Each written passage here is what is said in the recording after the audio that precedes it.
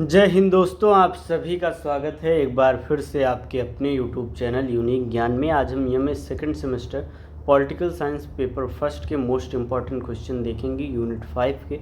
ये आपके paper first का लास्ट यूनिट है। इसमें के बाद हम पेपर सेकंड के मोस्ट इम्पॉर्टेंट क्वेश्चन देखेंगे। आपके पेपर फर्स्ट का कोर्स टाइटल है history of western political thought second Bentham to present day. इसके हम 4 यूनिट दे चुके हैं, जिसके नोट्स आपको टेलीग्राम चैनल पर भेज दिए हैं, जहां से आप रिवीजन कर सकते हैं। टेलीग्राम चैनल जो है उसका नाम यूनिक ज्ञान है। आप टेलीग्राम पर सर्च करेंगे मिल जाएगा, या फिर डिस्क्रिप्शन बॉक्स से आप लिंक दिया गया है वहां से ज्वाइन कर सकते हैं। अगर आप चैनल पर नए हैं तो चैनल को सब्सक्राइब कर लीजिए, जिससे आने वाली वीडियोस आपको मिलती रहें। और कोई भी डाउट हो तो आप कमेंट सेक्शन में पूछ सकते हैं। पिछली क्लासेस नहीं देखी हैं आपने तो आपको प्लेलिस्ट मिल जाएगी MA second semester political science classes के नाम से, चैनल पर आप विजिट कीजिए। चलिए अब देखते हैं क्या क्या मोस्ट इम्पॉर्टेंट क्वेश्चन है यूनिट 5 के। इसके बाद हम पेपर सेकंड के यूनिट फर्स्ट से स्टार्ट करेंगे। अभी तक हमने 160 प्रश्न 4 यूनिट में देख लिए हैं। हमारा ये लास्ट यूनिट है। इसमें हम 161 नंबर प्रश्न से 200 नंबर प्रश्न तक देखेंगे, जिसमें हमारा पहला प्रश्न है एच.जे. लास्की के बहुलवाद का मुख्य निशाना क्या था। एच.जे. लास्की जो थे उनका बहुलवाद जो था उसका मुख्य निशाना राज्य की एकलवादी संप्रभुता का सिद्धांत था। लास्की ने ऑस्टिन के इस विचार का विरोध किया कि राज्य ही एकमात्र सर्वोच्च शक्ति है। अगला प्रश्न 162 नंबर है। चूँकि समाज का स्वरूप संघीय है, इसलिए सत्ता का स्वरूप भी संघीय होना चाहिए। यह किसने कहा हुआ था? यह एच.जे. लास्की जी ने कहा हुआ था। लास्की का तर्क था कि समाज के विभिन्न धर्मों, संघों, जो कि धार्मिक हो या आर्थिक हो, को भी अपनी स्वायत्तता मिलनी चाहिए। अगला प्रश्न 163 नंबर। जी.डी.एच. कोल के गिल्ड समाजवाद का मुख्य केंद्र क्या है? गिल्ड जो समाजवाद था उनका, उसका मुख्य केंद्र उद्योगों पर श्रमिकों का नियंत्रण और व्यावसायिक प्रतिनिधित्व था। अगला प्रश्न 164 नंबर हमारा है ए ग्रामर ऑफ पॉलिटिक्स पुस्तक के रचयिता कौन है? ग्रामर ऑफ पॉलिटिक्स पुस्तक के रचयिता दो हैं, वह एच.जे. लास्की जी हैं। यह पुस्तक आधुनिक राजनीतिक शास्त्र और उदारवादी समाज का एक महत्वपूर्ण ग्रंथ है। अगला प्रश्न 165 नंबर है। बर्ट्रैंड रसेल के अनुसार शक्ति का सबसे खतरनाक रूप कौन सा है? वह उन्मत्त शक्ति, नेक्ड पावर जो है, जो केवल दमन पर टिकी हो, वह जो है शक्ति का सबसे खतरनाक रूप बर्ट्रैंड रसेल ने माना हुआ है। अगला प्रश्न 166 नंबर। हेरोल्ड लॉसवेल ने राजनीति को क्या कहकर परिभाषित किया हुआ था? उन्होंने कौन, क्या, कब और कैसे प्राप्त करना है का अध्ययन जो है राजनीति को कहकर परिभाषित किया हुआ था। 170 नंबर प्रश्न है। लास्की के अनुसार अधिकार का आधार क्या है? अधिकार का आधार जो है व्यक्ति के व्यक्तित्व का विकास है। अगला प्रश्न हमारा 171 नंबर। जी.डी.एच. कोल के अनुसार प्रतिनिधित्व कैसा होना चाहिए? प्रतिनिधित्व जो है वह कार्यात्मक काम के आधार पर, जैसे डॉक्टर, मजदूर का अलग अलग प्रतिनिधित्व है, उसी प्रकार हर एक क्षेत्र में हर एक व्यक्ति का अलग अलग प्रतिनिधित्व होना चाहिए। कोल मानते थे कि एक व्यक्ति सभी हितों का प्रतिनिधित्व नहीं कर सकता है, इसलिए जिसमें वह निपुण हो उसी का वह करे। अगला प्रश्न। बर्ट्रैंड रसेल की पुस्तक रोड्स टू फ्रीडम किन विचारधाराओं का विश्लेषण करती है? यह समाजवाद, अराजकतावाद और श्रमिक संघवाद विचारधाराओं का विश्लेषण करती है। रोड्स टू फ्रीडम जो बुक है। रसेल ने एक ऐसे समाज की तलाश की जहां व्यक्तिगत स्वतंत्रता और सामाजिक सुरक्षा दोनों हों। अगला प्रश्न है 173 नंबर।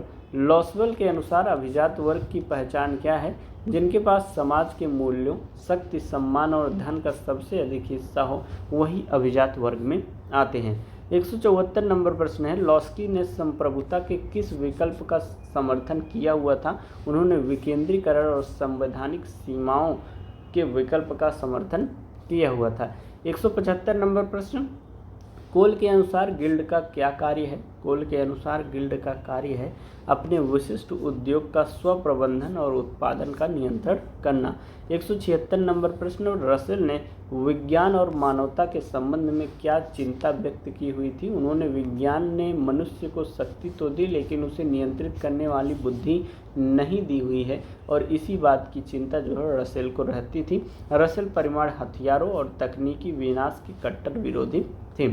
अगला प्रश्न है 177 नंबर। लॉसवेल ने प्रचार का अध्ययन किस संदर्भ में किया हुआ था? लॉसवेल ने प्रचार का संबंध जो अध्ययन है वह जनमत को नियंत्रित करने और राजनीतिक प्रभाव पैदा करने के साधन के रूप में किया हुआ था।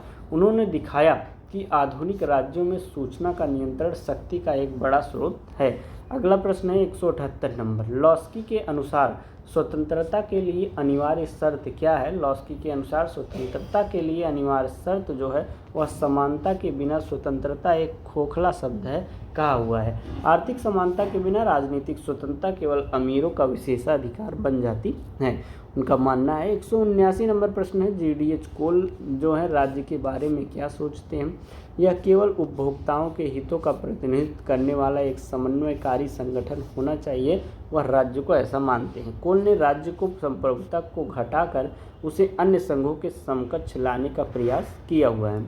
180 नंबर प्रश्न है बर्ट्रैंड रसेल ने शक्ति की तुलना भौतिकी के किस तत्व से की हुई है? शक्ति की तुलना उन्होंने ऊर्जा से जो विभिन्न रूपों में आर्थिक सैन्य प्रचार में बदल सकती है उनसे तुलना की हुई है। जैसे ऊर्जा अपना रूप बदलती है वैसे शक्ति भी एक रूप से दूसरे रूप में परिवर्तित होती है। अगला प्रश्न 181 नंबर। लॉसवेल का मनोविश्लेषणात्मक दृष्टिकोण राजनीति में क्या देखता है? यह जो है नेताओं के व्यक्तिगत उद्देश्यों और उनकी आंतरिक मानसिक ग्रंथियों का राजनीति पर क्या प्रभाव पड़ता है उसको वह देखते हैं। उन्होंने फ्रॉयड के सिद्धांत को राजनीति के अध्ययन में शामिल किया हुआ है। 182 नंबर प्रश्न। लॉस्की के अधिकारों की सूची में सबसे महत्वपूर्ण कौन सा है? सबसे महत्वपूर्ण काम का अधिकार और सामाजिक सुरक्षा है। लॉस्की ने आर्थिक अधिकारों का नागरिक स्वतंत्रता का अधिकार माना हुआ है। अगला प्रश्न 183 नंबर। कोल के अनुसार गिल्ड समाजवाद किन दो विचारधाराओं का मिश्रण है? यह राज्य समाजवाद और श्रमिक संघवाद जो है उसका मिश्रण है। यह राज्य की आवश्यकताओं को मानता है लेकिन उद्योगों पर श्रमिकों का नियंत्रण चाहता है। 184 नंबर प्रश्न है बर्ट्रैंड रसेल ने परमाणु निरस्त्रीकरण के लिए कौन सा आंदोलन चलाया हुआ था? उन्होंने CND कैंपेन ऑफ न्यूक्लियर डिसआर्मामेंट और कमेटी ऑफ 100 चलाया हुआ था। रसेल ने विश्व शांति के लिए जेल जाने तक का साहस दिखाया हुआ था। अगला प्रश्न 185 नंबर है। 185 नंबर प्रश्न है लॉसवेल के संचार मॉडल जो कम्युनिकेशन मॉडल है उसका मुख्य प्रश्न क्या है? उसका मुख्य प्रश्न है कौन किससे किस माध्यम से क्या कहता है और किस प्रभाव के साथ, यही उसका मुख्य प्रश्न है। यह मॉडल आज भी राजनीतिक संचार और प्रचार के अध्ययन का आधार है। 186 नंबर प्रश्न है लॉस्की ने संपत्ति के बारे में क्या कहा हुआ है? लॉस्की ने संपत्ति के विषय में संपत्ति का अधिकार सामाजिक सेवा और जिम्मेदारी से जुड़ा होना चाहिए ऐसा कहा है। लॉस्की असीमित निजी संपत्ति के विरोध में थे। अगला प्रश्न 187 नंबर है कोल ने किस प्रकार के राज्य की कल्पना की हुई है? बहुलवादी और विकेंद्रीकृत कम्यून आधारित व्यवस्था की कल्पना की हुई है। वे सत्ता को छोटे छोटे स्वायत्त समूहों में बांटने के पक्षधर थे। अगला प्रश्न 188 नंबर रसेल के अनुसार स्वतंत्रता का सबसे बड़ा शत्रु कौन है? सबसे बड़ा शत्रु जो है अतिराष्ट्रवाद और राज्य की सर्वशक्तिमान मशीनरी है।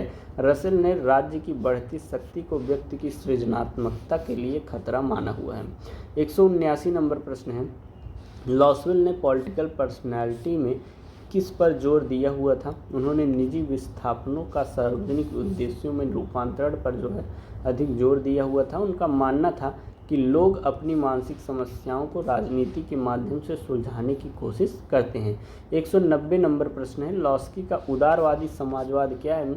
लॉस्की का उदारवादी जो समाजवाद है वह व्यक्तिगत स्वतंत्रता और आर्थिक समानता का सामंजस्य है।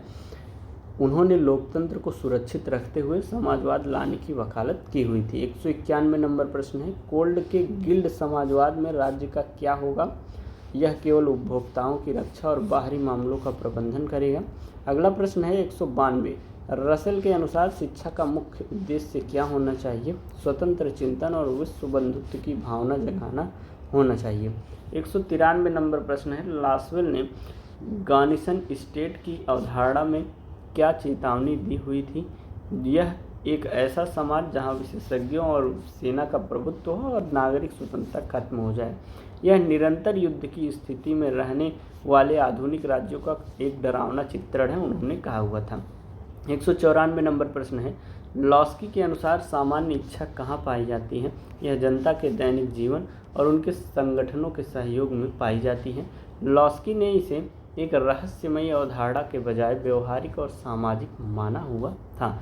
195 नंबर प्रश्न है, कोल ने मजदूरी प्रणाली की आलोचना क्यों की हुई थी? मजदूरी प्रणाली की आलोचना की थी क्योंकि यह श्रमिक को केवल एक वस्तु बना देती है और उसका अपमान करती है। 196 नंबर प्रश्न है, रसेल के एथिक्स का मूल क्या है? एथिक्स के मूल है उनका प्रेम और ज्ञान द्वारा निर्देशित जीवन जो है। अगला प्रश्न 197 नंबर है, लॉसवेल का शक्ति विश्लेषण किस पर ध्यान केंद्रित करता है? तो यह समाज के प्रभावशाली और शक्तिशाली लोगों की भूमिका और उनके तरीकों पर केंद्रित करता है। 198 नंबर प्रश्न है, लॉस्की ने अंतर्राष्ट्रीयता के बारे में क्या कहा हुआ है? इन्होंने संप्रभु राज्य का अंत होना चाहिए और विश्व संघ बनना चाहिए कहा हुआ है। 199 नंबर प्रश्न है, कोल के गिल्ड समाजवाद की असफलता का मुख्य कारण क्या माना जाता है? राजनीति और आर्थिक मामलों का अत्यधिक और व्यवहारिक विभाजन करना इनका असफलता का मुख्य कारण माना जाता है। 200 नंबर प्रश्न है, आधुनिक राजनीति शास्त्र में लॉसवेल को किस क्रांति का जनक माना जाता है? लॉसवेल को जो है नीति विज्ञान और मनोवैज्ञानिक राजनीति का जनक माना जाता है। इस प्रकार से पेपर फर्स्ट के मोस्ट इम्पॉर्टेंट क्वेश्चंस आपके होते हैं समाप्त। पेपर सेकंड की क्लासेस आपकी कल से स्टार्ट होंगी। कोई भी डाउट हो तो आप कमेंट करके पूछ लीजिएगा।